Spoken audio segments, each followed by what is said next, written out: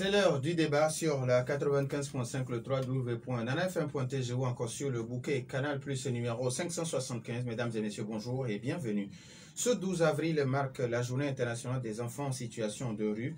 L'importance de cette journée est de souligner la nécessité de protéger ces enfants vulnérables, leur garantir l'accès aux services essentiels pour satisfaire leurs besoins fondamentaux et les accompagner vers une réinsertion réussie. Alors pour évoquer la situation dans notre pays, nous recevons dans nos studios Madame Kaïsan Lawson de l'ONG Marem. Madame, bonjour. Bonjour, Et Monsieur Yves Abassa de l'ONG Ange. Monsieur Yves, bonjour. Oui, bonjour Norbert et bonjour à tous nos auditeurs. Alors les auditeurs, vous avez donc la possibilité, soit sur la page Facebook de Nana FM ou via téléphone sur le 91 09 71 71 ou le 96 61 58 58 avec Romé Aziablé à la mise en onde. Je suis Norbert Djoukadji. Le débat de Nana FM, c'est parti.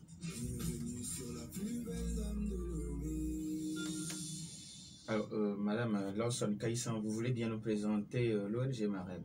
Alors, merci beaucoup pour cette opportunité que vous nous donnez.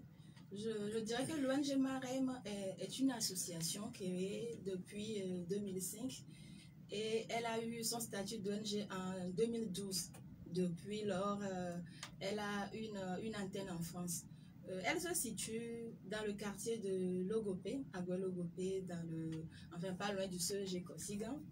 Et c'est une ONG spécialisée dans l'accompagnement psychosocial des enfants de rue.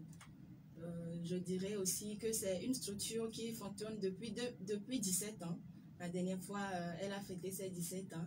Et elle œuvre et elle est engagée dans l'engagement, le suivi et l'accompagnement de ces enfants vulnérables. Alors, Monsieur Yves Abassa, nous allons procéder aussi au même exercice. Vous allez présenter un peu l'ONG Ange. D'accord, merci. L'ONG Ange qui définit les amis pour une nouvelle génération des enfants, créée en 2001. Et prend spécialement en charge les enfants en situation de rue, les enfants en conflit avec la loi. Et donc, nous nous situons à Nokafo, derrière l'hôtel des Daouba, à côté de la mairie de l'arrondissement, au niveau des rails. Bon, voilà un peu l'ONG Ange. Alors, je reste toujours avec vous. Quelle est l'importance de cette journée du 12 avril? Vous voulez vous approcher un peu plus du micro pour qu'on puisse se saisir. Voilà. Merci Norbert. Ce jour, c'est un grand jour pour nous qui sommes avec les enfants en situation de rue. Bon, d'abord, quand on parle d'enfants en situation de rue, les gens se demandent qu'est-ce que c'est concrètement. Les enfants en situation de rue, il y a plusieurs dénominations et plusieurs catégories de ces enfants. Il y a des enfants dans la rue, c'est ces enfants-là qui quittent la maison le matin et rentrent dans la rue, mener leurs activités, et puis le soir, ils reviennent à la maison avec les fruits de la journée. Ça, c'est les enfants dans la rue. Les enfants à la rue, c'est ces enfants-là dont les parents même vivent dans la rue et que ces enfants sont nés dans la rue.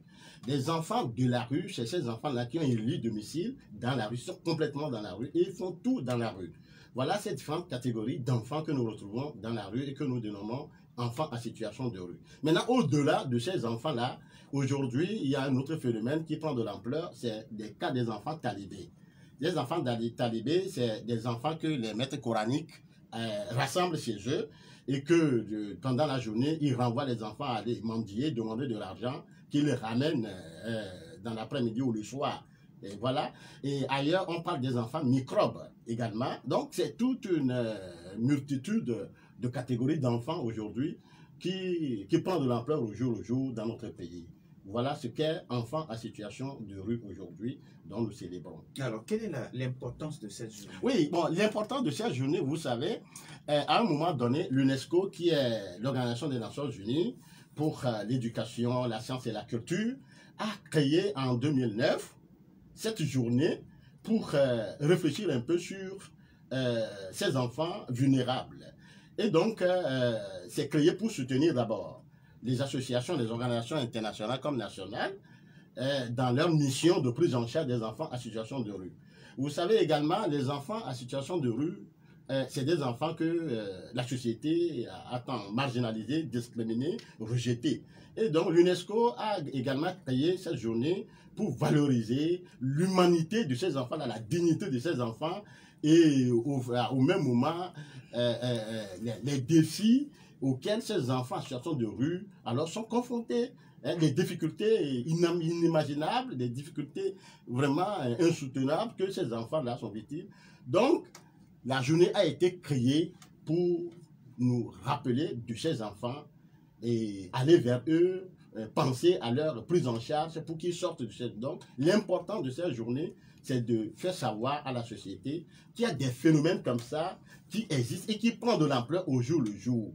Et au même moment, c'est une journée de réflexion. En tout cas, à Ange, nous avons pris cette journée comme une journée de méditation, de réflexion par rapport au projet de vie de chacun de ces enfants-là que nous rencontrons dans la rue. Donc voilà un peu l'importance que nous donnons à cette grande journée. Alors, Madame Kaisan Lawson, vous êtes psychologue clinicienne, vous avez la possibilité de discuter avec ces enfants. Alors, qu'est-ce qui les pousse à comme ça quitter la maison pour se retrouver dans la rue? Merci beaucoup. Je dirais que nous avons plusieurs situations, plusieurs raisons qui poussent ces enfants-là à se retrouver dans la rue. Bien sûr, il y a de ces enfants qui suivent les autres ou qui ont juste besoin de quitter ou de fuir l'autorité parentale. Mais dans nos pratiques, ce que nous rencontrons souvent, c'est que c'est la pauvreté, en premier lieu, la pauvreté, la précarité de nos familles qui conduisent ces enfants-là dans la rue. Mais outre cette raison, nous avons également la violence physique des enfants qui sont victimes d'abus sexuels dans leur famille et qui ne sont pas reconnus. Donc nous rencontrons également des enfants qui sont délaissés par les parents et surtout des enfants qui ont perdu un parent ou bien les deux parents en même temps et qui sont laissés à eux-mêmes, des enfants qui ne sont pas pris en charge par les tantes, les oncles. Ils sont délaissés, ils sont laissés à eux-mêmes. Donc ces enfants-là se retrouvent dans la rue et sont amenés à chercher eux-mêmes ou bien à travailler sur leur quotidien, à se donner une personnalité, à avoir un avenir. Donc ce sont des enfants qui vivent avec des traumatismes de ces pertes des parents-là, ou carrément qui sont victimes ou bien qui gardent des séquelles de ces traumatismes vécus. Alors vous, au niveau de Marem, comment se fait la prise en charge? Alors je dirais qu'à Marem, c'est une prise en charge globale, c'est une prise en charge, nous tenons compte des besoins des enfants. Et c'est une prise en charge qui est surtout personnalisée. C'est compte tenu de l'histoire et du parcours de chaque enfant. Alors, nous prenons en charge les besoins alimentaires, les besoins vestimentaires, les besoins médicaux ou sanitaires, mais surtout, nous veillons à la stabilité émotionnelle, à l'équilibre psychologique de ces enfants-là. Alors, nous amenons ces enfants à exprimer leurs ressentis, à parler de tout ce qu'ils ont vécu, tout ce qu'ils ont traversé comme expérience, tant mauvaise comme bonne. Et avec le temps, nous personnalisons cet accompagnement-là et nous allons jusqu'au bout. Alors, maintenant, comment est-ce que les enfants arrivent au niveau de l'ONG Marem? Est-ce que c'est vous qui allez chercher ces enfants dans la rue ou bien ce sont les enfants même, au fur et à mesure, connaissent votre lieu de résidence et ils viennent vers vous? Pour cela, l'ONG Marem a mis au point 3 aspects. Alors, nous travaillons premièrement à la rue. Nous sommes au cœur de Lomé et nous avons une cabine là-bas que nous appelons l'espace Ouaison. Donc, nous rencontrons les enfants qui résident dans la zone de la plage allant jusqu'à la frontière du Ghana. Nous les rassemblons là-bas, nous discutons avec eux. Nous avons des activités, nous avons différentes activités. Nous les occupons, nous ne forçons aucun enfant à retourner. Même si l'objectif, c'est la réinsertion familiale, nous ne les obligeons pas. Nous travaillons progressivement avec eux afin de les aider à prendre conscience de la réalité, à prendre conscience de ce qu'ils vivent pour qu'ils prennent la décision de retourner. Parce qu'il n'y a pas meilleur cadre que la famille pour être bien développée, pour avoir une évolution parfaite. Alors, après le travail à la rue, nous avons un centre qui est à Logopé, pas loin du CEG Kochigan. Et c'est un centre de transit en fait. Nous n'hébergeons pas tous les enfants que nous rencontrons dans la rue. En fait, c'est un centre qui est là pour accueillir les enfants qui n'ont pas, ou bien qui ont une histoire assez compliquée. Nous les hébergeons là-bas et surtout ce sont des enfants qui peuvent être scolarisés. Mais la particularité, c'est que nous n'hébergeons que les garçons. Alors, ils sont là pour maximum 2 ans là-bas. Et nous prenons ce temps-là pour jouer le rôle de médiateur avec les parents, d'abord les retrouver, discuter avec eux pour voir c'est quoi le réel problème, pourquoi les enfants se retrouvent à la rue, comment faire pour ramener ces enfants-là à la rue. Nous renforçons le lien qui est déjà coupé. Nous amenons ces parents à prendre conscience de leur rôle, à ne pas fuir leurs responsabilités. Et après ce temps, les enfants sont réinsérés. Et le troisième aspect, c'est la réinsertion. Cette réinsertion est soit familiale, professionnelle, pour les enfants qui ne peuvent pas retourner en famille. C'est-à-dire les enfants qui ont perdu leurs parents et qui n'ont aucun parent, aucun proche dans la zone qui peuvent les héberger. Alors nous les réinsérons professionnellement, c'est-à-dire ils sont logés par les ils sont logés par les patrons d'ateliers. Cette réinsertion est également familiale et scolaire, c'est-à-dire les enfants retournent en famille et sont scolarisés. Donc juste après, nous faisons le suivi pour éviter une quelconque rechute, pour que l'enfant ne retourne pas à la rue. Alors nous faisons le suivi et nous accompagnons et les enfants et leurs familles. Parce que ce sont des familles qui sont assez vulnérables également, des parents qui reproduisent les mêmes histoires sur leurs enfants. Donc nous accompagnons et la famille et l'enfant. Alors, monsieur Yves Abassa, vous, à votre niveau, comment se fait l'accompagnement? Est-ce que c'est la même chose?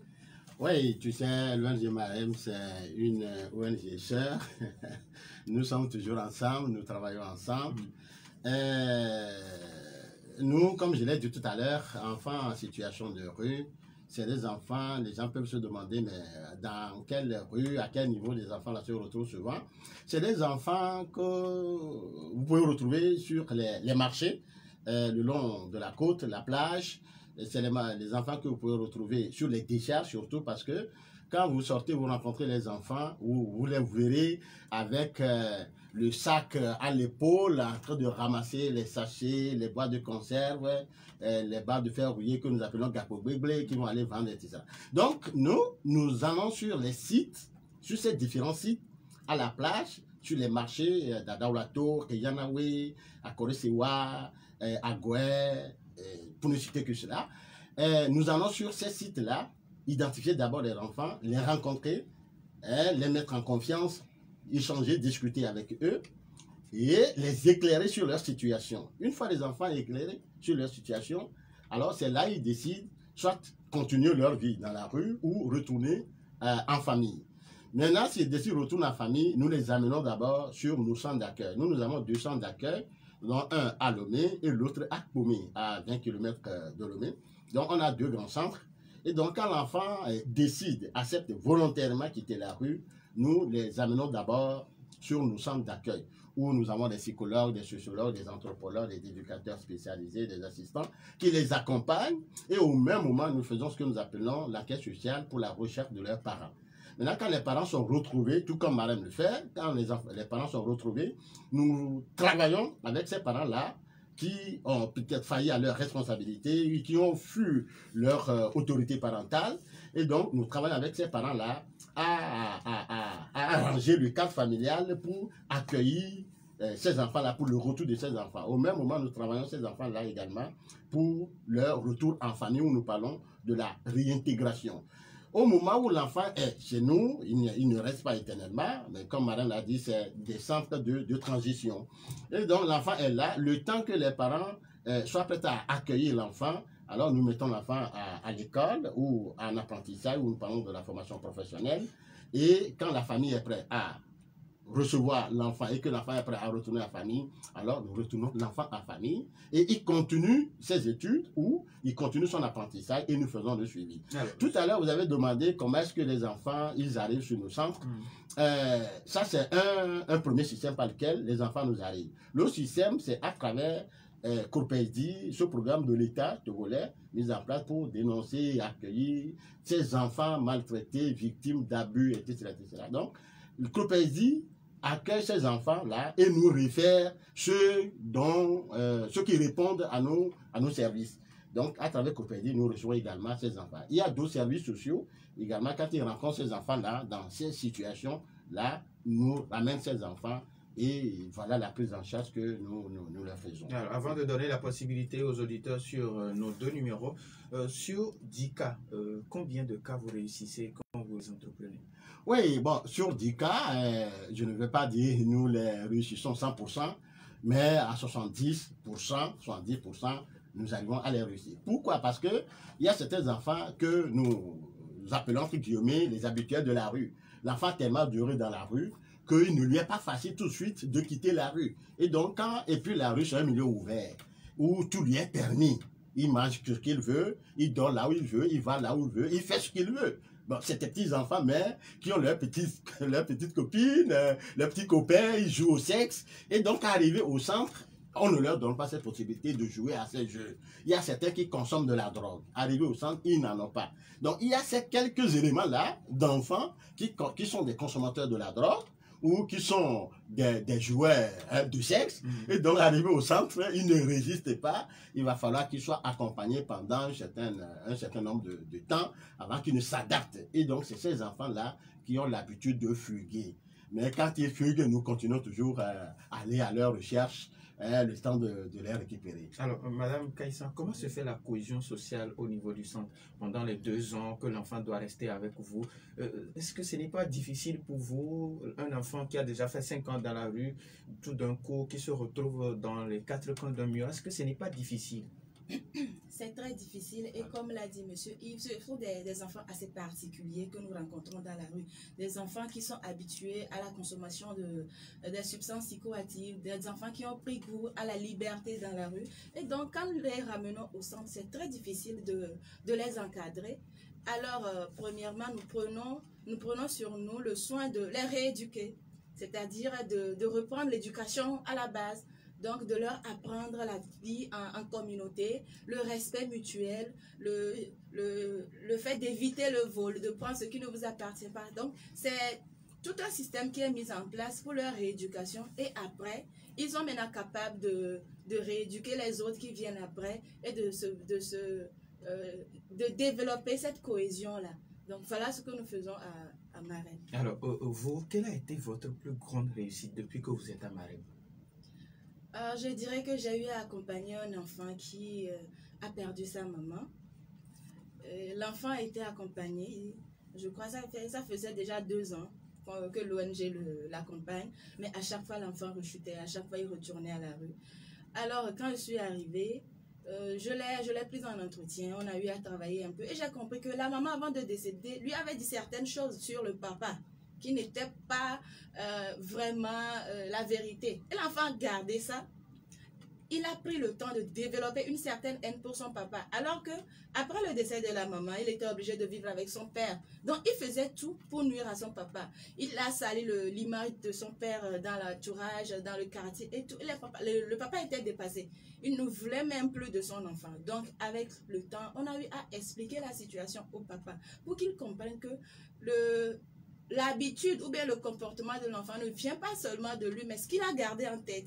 Parce qu'il aimait vraiment sa mère. Il a grandi avec la mère. Le papa n'était pas là. Le papa était en voyage. Donc, c'est la seule figure autoritaire et donneur, ou bien je dirais donneuse d'amour qu'il a eu.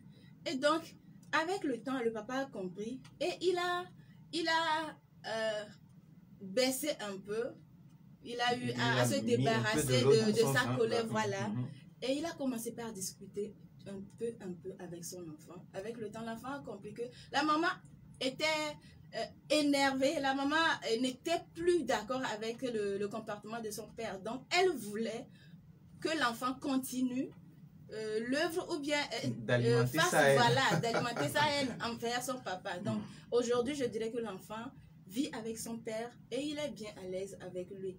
Malgré le fait que le papa soit remarié, tout va bien à la maison, la cohésion y est et puis c'est une relation de qualité là-bas. Les auditeurs ont maintenant la possibilité sur nos 2 numéros, 91 09 71 71 ou le 96 61 58 58, mais après la pause.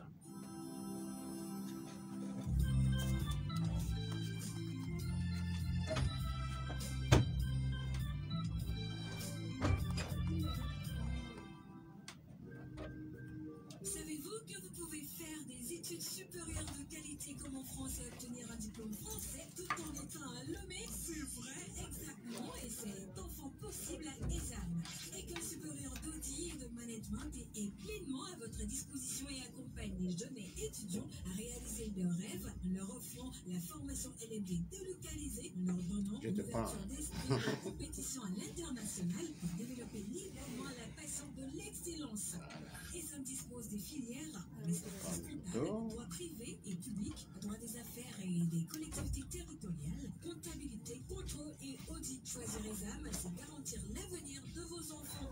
ESAM est situé sur l'avenue Nicolas Kulinski, près de l'ancien hôtel de ville de Lomé. Avec ESAM, c'est 100% d'employabilité. Contact 22 21 16 16 90 18 05 50. ESAM, la passion de l'excellence.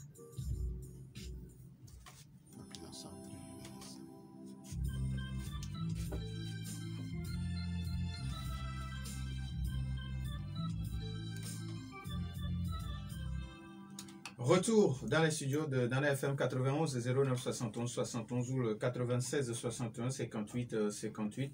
C'est sur ces deux numéros que nos auditeurs peuvent nous appeler. Alors, avant que les auditeurs n'appellent, Monsieur Yves, quelles sont les difficultés que vous aussi vous rencontrez dans l'accompagnement de ces enfants? Oui, les difficultés, vous savez, l'être humain, l'être le plus compliqué, le plus difficile à gérer.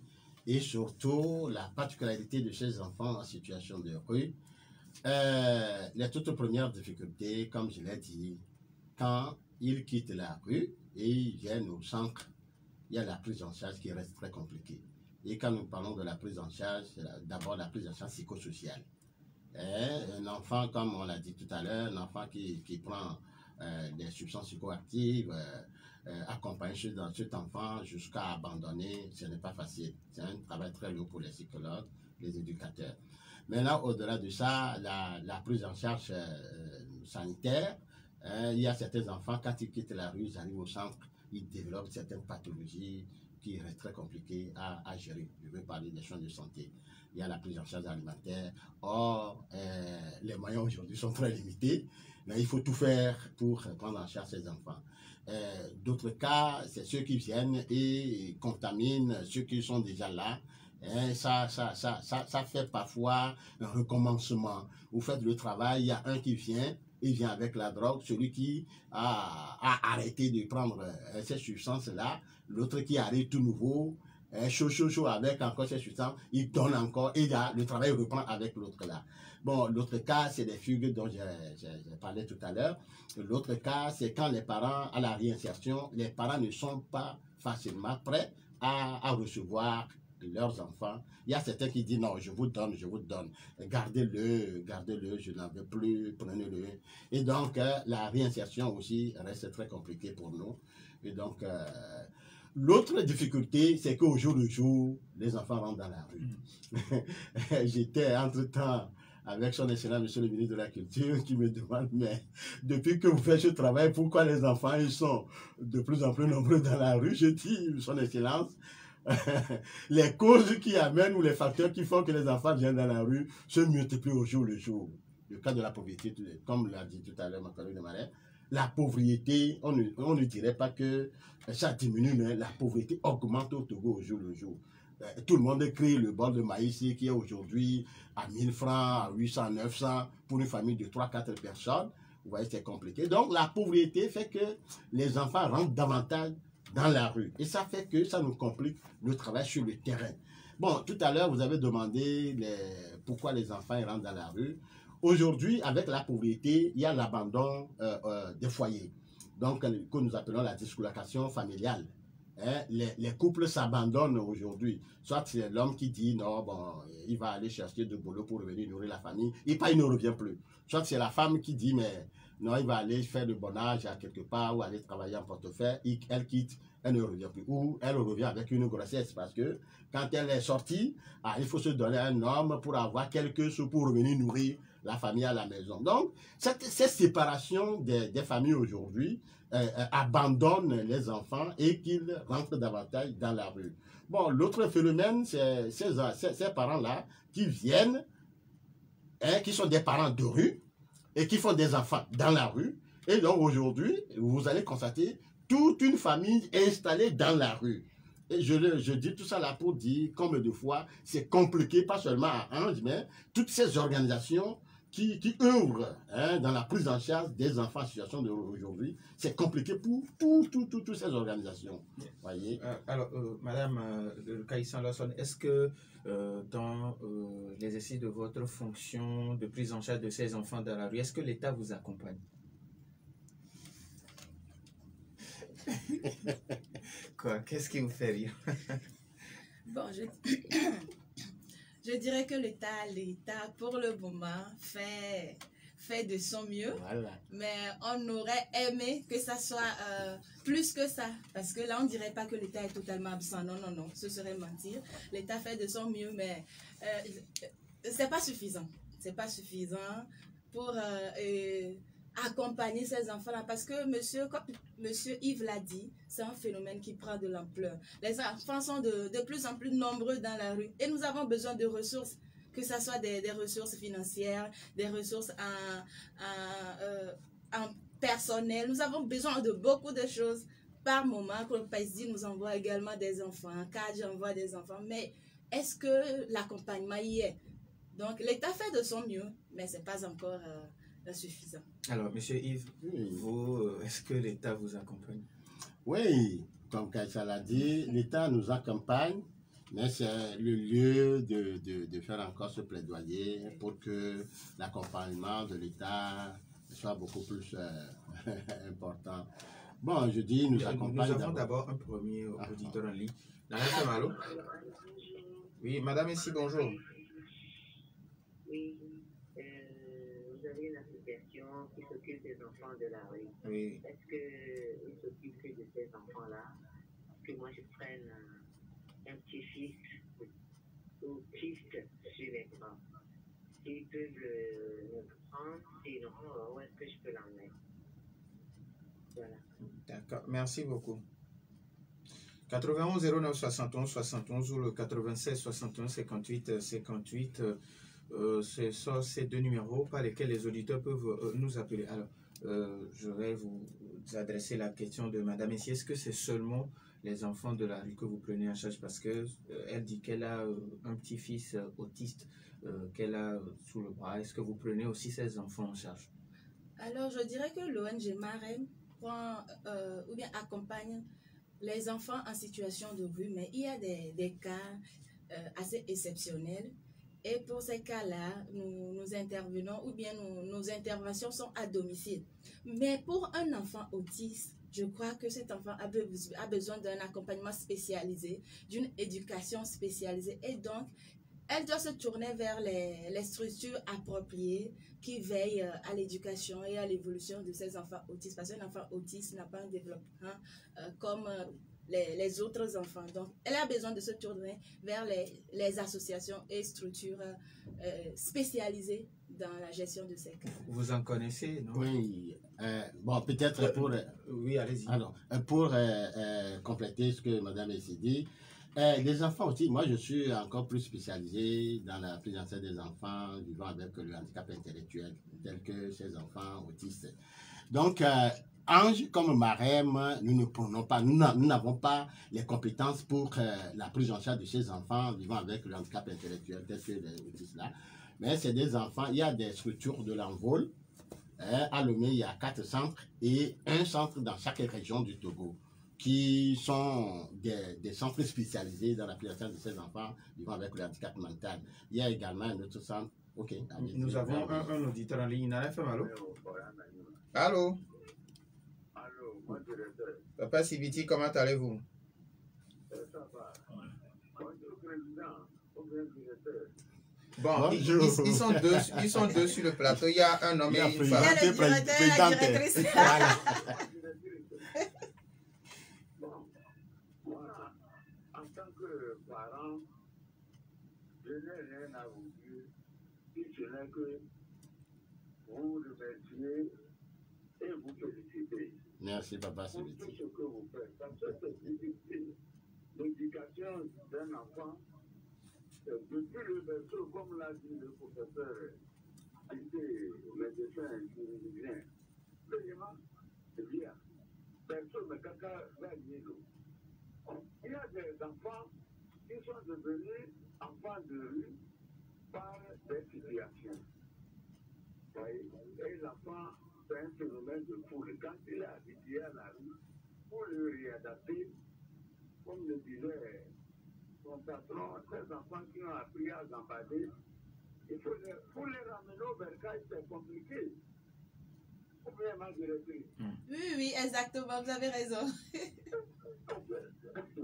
Certains sont devenus enfants de rue par rapport, si vous pouvez le faire, par rapport au comportement des parents. L'enfant est à la maison, il n'a pas envie, on les menace, mais il ne fait pas la rue. Si vous pouvez de temps en temps, c'est compliqué, faire des sondages dans certaines familles, ça irait. Parce que les enfants, ils sont là, ils se portent et ils se disent, ils ne peuvent rien. Mais certains ont la chance, ils sont dans la rue, et certains, ce n'est pas les parents qui le suivent, malgré la volonté des parents pour les éduquer. La rue, quand ils vont à l'école, avec les collègues là, ils sont dans la rue. Moi, je ne sais mon directeur, je ne sais comment dire. Voilà ce que je peux ajouter. Merci beaucoup. Merci à vous aussi, Papa Sibiti. Alors, Monsieur Yves, vous avez suivi avec attention les propos de Papa Sibiti qui pense que de temps en temps, il faut faire des descentes dans les familles. Mais nous avons un autre auditeur. Nana FM, allô? Allô? Michel, bonjour. Oui, bonjour, monsieur Norbert. Comment allez-vous? Je vais bien, je vais. Oui, ça va, Dieu merci. Allez-y. Oui, bonjour aux invités. Oui, bonjour. Et vous savez, cette situation, ce que monsieur et madame sont en train de défendre, c'est tellement noble et difficile. Parce que quand il y a un problème, il faut chercher la cause. Parce que lorsqu'on coupe en amont la cause ou le problème, vous verrez que notre pays a des sérieux problèmes sur le plan éducatif. Vous allez voir que, monsieur Norbert, je vais vous donner un exemple. Un enseignant qui a accepté de Lomé à Tara ou bien au Nord commence à avoir des branchements dedans. Parce que tout le monde veut rester à Lomé. Vous allez voir qu'on dit que le pays est essentiellement agricole. Mais les gens quittent la terre pour venir s'installer à Lomé alors qu'ils n'ont pas les moyens de louer même ces champs. Et quelqu'un qui se comporte comme ça, il ne peut qu'avoir des enfants qui peuvent traîner. C'est-à-dire la probabilité que ces enfants traînent dans la rue. Vous voyez ça, ils ne n'ont même pas les moyens de les scolariser correctement. Et là, c'est ça qu'il faut combattre. Et réinstaller les gens, rééduquer les niveaux pour enlever l'envie à ces gens-là de faire les choses du village. Parce qu'on ne peut pas soutenir le problème en les résolvant, en s'attaquant à ce problème de façon petitement quoi. Et je suis le grand champ, la dame, et nous sommes en train de faire. Parce que ça, c'est impossible ça. Ce qu'ils sont en train de faire, c'est l'impossible. On ne peut que leur dire de le faire. Mais il faut que nos gouvernants s'acharnent sur la gestion de ce pays de façon correcte. Tout le monde, franchement, on sera toujours là avec le problème. Demain, on parlera encore de ça. Et le nombre même d'enfants dans la rue sera encore plus élevé. Et je finis en disant également qu'il faut appeler à la responsabilité des humains d'être de nous sommes. Comment est-ce que vous gardez ça et vous ne vous en occupez pas? Mais même si vous n'en occupez pas, beaucoup comme moi, c'est vrai, le fait d'être à la chevet de cet enfant, merci beaucoup, Michel. Merci. Merci. Oui, on ne peut plus prendre d'auditeurs encore vu notre temps qui nous est imparti. Alors, Monsieur Yves, ajouter à ce que Papa Sibiti disait, il y a Michel qui pense qu'il faut combattre les zones rurales parce que les gens quittent leur village pour Lomé sans avoir la possibilité de louer une chambre. Oui, justement, je l'ai dit tantôt, quand vous rentrez le long de la plage sous les cocotiers, vous verrez des familles qui se sont installées. Comme le dernier auditeur l'a dit, ils n'ont même pas de moyens pour louer une pièce. Mais ils ont quitté les villages pour venir s'installer à Lomé. Parce qu'ils trouvent que Lomé est mieux. Alors, qu'est-ce que nous faisons aujourd'hui? Nous accompagnons ces familles-là. Et puisqu'il a dit également, il faut couper l'arbre à la racine. Il ne faut pas que nous allions à la prise en charge des enfants qui sont là, mais il faut faire de manière que les enfants ne viennent pas avant qu'on ne cherche à les prendre en charge. Et c'est là, depuis quelques années, nous allons à la sensibilisation de ces parents-là, de ces communautés ciblées, milieux pourvoyeurs d'enfants de rue. Ces milieux d'où viennent souvent les enfants. Alors, depuis 2-3 ans, nous allons dans ces milieux-là pour sensibiliser la communauté. Maintenant, les familles qui veulent entreprendre quelque chose, mais n'ont pas de moyens, alors, il suffit de donner 10 000 francs à une famille, d'acheter un bol de maïs, un paquet de sucre, et puis, alors, ils commencent à préparer de la bouillie. Et chaque matin, les enfants prennent un peu de la bouillie, ils prennent 25 francs, 50 francs pour aller à l'école revenir. Et avec ça, alors, donc on n'a pas besoin de grands sous ou de gros sous aujourd'hui pour développer des activités génératrices de revenus. C'est là où nous parlons dans nos sensibilisations du système d'entrepreneuriat aujourd'hui. Donc, dans nos villages, dans nos milieux les plus reculés, il suffit que, alors nous nous organisons, aller vers ces milieux-là, les sensibiliser, surtout sur l'entrepreneuriat, leur offrir quelques petits moyens pour qu'ils entreprennent quelque chose. Je crois qu'ils ne viendront plus à Lomé pour gonfler d'abord et puis ensuite fabriquer des enfants dont tu ne peux pas prendre en charge. Alors, Madame Kaïsan Lawson, vous avez sûrement quelque chose à ajouter par rapport à ce que M. Yves a dit. Oui, justement, comme il a dit, je ne sais pas qui l'a dit, mais nous pensons que la meilleure vie, c'est à Lomé. Et c'est quelque chose qui pousse tout le monde à revenir à Lomé. Mais moi, je me dis, si ceux qui vivent déjà à Lomé ont l'occasion, ils vont retourner dans les villages pour profiter de nos terres, pour profiter des activités que le village ou bien nos milieux reculés pouvaient nous donner ou bien nous offrir. Alors, pour la sensibilisation, je dirais que pour le moment, nous le faisons. Mais ça ne porte pas encore ses fruits. Nous avons espoir qu'un jour, ce phénomène va diminuer. C'est clair que pour éviter ou bien pour aller au bout d'un problème, il faut aller jusqu'à la source. Il faut régler le problème. Tant que la pauvreté va battre son plein au Togo, ce phénomène va continuer. Donc, nous faisons appel à nos autorités à nous aider à éradiquer ce phénomène de pauvreté qui sévit un peu partout. Maintenant, ce n'est plus un problème de ceux qui vivent dans les coins reculés, mais c'est un problème de tout le monde pratiquement. Tout le monde souffre de cette pauvreté-là et nous exhortons vivement nos autorités à nous aider dans cette cause-là. Alors, quelles sont les perspectives d'avenir de Marem? Pour le moment, notre centre ne dispose pas d'assez d'espace pour accueillir beaucoup d'enfants. Donc, actuellement, l'ONG Marem a un projet, ou bien a entamé un projet de construction d'un nouveau centre. Et nous avons besoin de l'appui des uns et des autres, je veux dire des appuis financiers, pour terminer ce centre-là. Ensuite, nous voulons renforcer notre système de réinsertion des enfants, c'est-à-dire collaborer avec des partenaires financiers stables, des professionnels, des patrons d'ateliers. Nous exhortons également les familles à collaborer vraiment parce que dans notre pratique, les familles sont absentes. Elles sont absentes, elles ne veulent pas prendre leurs responsabilités, elles démissionnent carrément. Et surtout que les enfants que nous accompagnons sont des adolescents. J'exhorte vivement les parents à nous accompagner.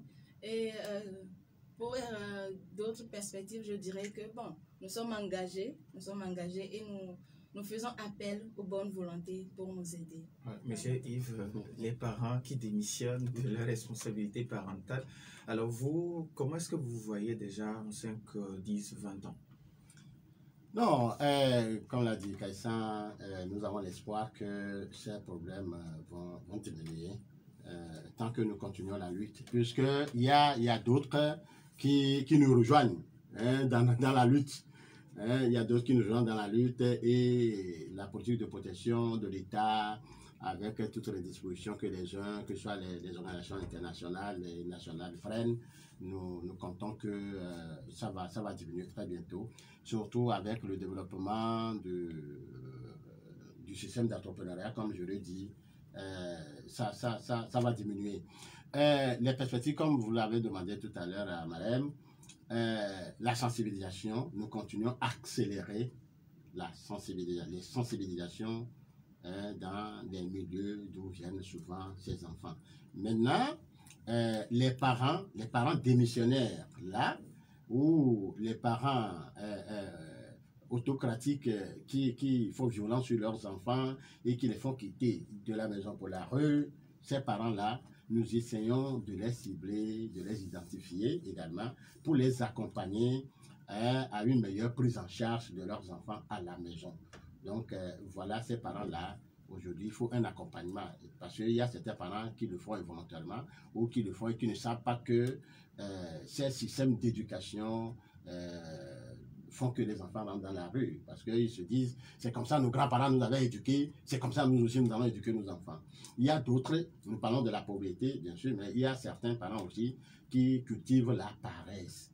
Ils ne veulent rien faire. Ils pensent que la vie est aussi facile, on peut sortir et gagner de l'argent facilement. Donc nous exhortons également ces parents-là à cultiver, à développer la culture du travail. La culture du travail et abandonner la paresse. Si peut-être vous avez un numéro sur lequel on peut vous appeler ou si quelqu'un a envie de vous soutenir, que ce soit financièrement ou sur d'autres. Oui, surtout pour le soutien, on en a besoin. Vous savez, depuis ou technique, bien sûr. Depuis que Covid est arrivé, les partenaires qui tendent la main vers nous, tout a diminué et donc nous attendons que, tel comme le dit, des appuis techniques, financiers, matériels. On peut nous joindre sur le 90 18 42 55, 90 18 42 55 ou le 90 92 50 14. 90 92 50 14. 50 14. Et Madame Kaïsan? Nous avons deux numéros également. Nous avons un numéro pour le centre, c'est le 70 41 75 88. Et l'autre numéro, c'est le 93 21 48 43. Merci à Kaïsan Lawson et les psychologues cliniciennes à l'ONG Marème et Yves Kokou-Abassa de l'ONG Ange. Merci également à vous, chers auditeurs, pour votre fidélité d'écoute à Nana FM. Fin de cette émission mise en onde par Romain Aziablé. Je suis Norbert Djouadi. Bonne suite de nos programmes.